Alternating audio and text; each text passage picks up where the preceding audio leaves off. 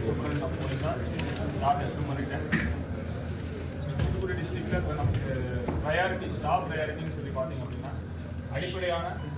அடிப்படையான காவல் பணிகள், சட்ட ஒழுங்கு சீரமைக்கிறதா இருக்கட்டும், பேசிக்காக குற்றங்கள் தடுக்கிறது, டிடெக்ட் பண்ணுறது, இந்த மாதிரி விஷயங்களா இருக்கட்டும். இதையும் நமக்கு அசம்பிளி எலெக்ஷன் உங்களுக்கு எல்லாத்துக்குமே தெரியுது. அசம்பிளி எலெக்ஷனை வந்துட்டு காவல்துறை, மாவட்ட காவல்துறையோட ஒரு பங்கு பார்த்தீங்கன்னா ஒரு முக்கியமான ஸ்டேக் ஹோல்டர்.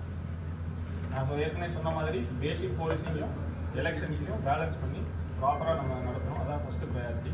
அந்த எலெக்ஷன்ஸ் பார்த்தீங்க அப்படின்னா தூத்துக்குடி டிஸ்ட்ரிக்ட் போலீஸ் ஃபோர்ஸ் வந்து ஒரு ஸ்ட்ரிக்ட்லி நியூட்ரல், பொலிட்டிக்கலி நியூட்ரல் ஃபோர்ஸாக ஜென்ரல் அசம்பிளி எலெக்ஷனை நடத்துறது தான் டாப் ப்ரையாரிட்டி.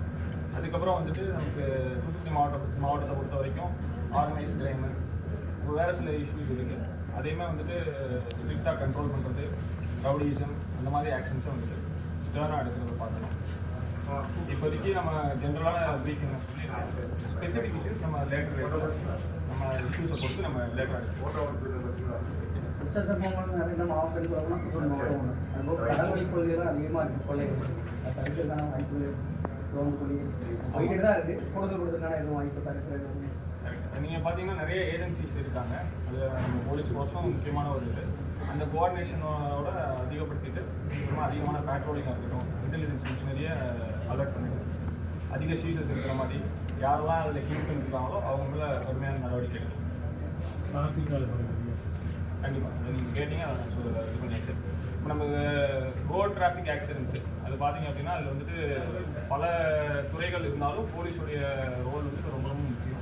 நாங்கள் வந்துட்டு டிராஃபிக் என்ஃபோர்ஸ்மெண்ட்டு ரொம்ப ஸ்ட்ராங்காக பண்ணுறோம்.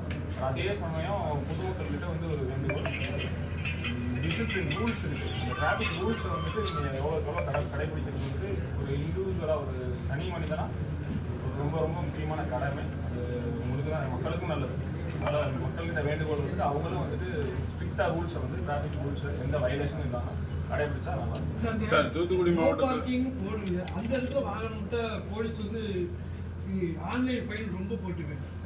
அப்பாவி மக்கள் விடுறாங்க, சாதாரண டூ வீலர் விடுறாங்க. அவங்களுக்கு தான் இவங்க பேசாமல் ஆன்லைனில் 500 1000 போட்டு போயிடுறாங்க.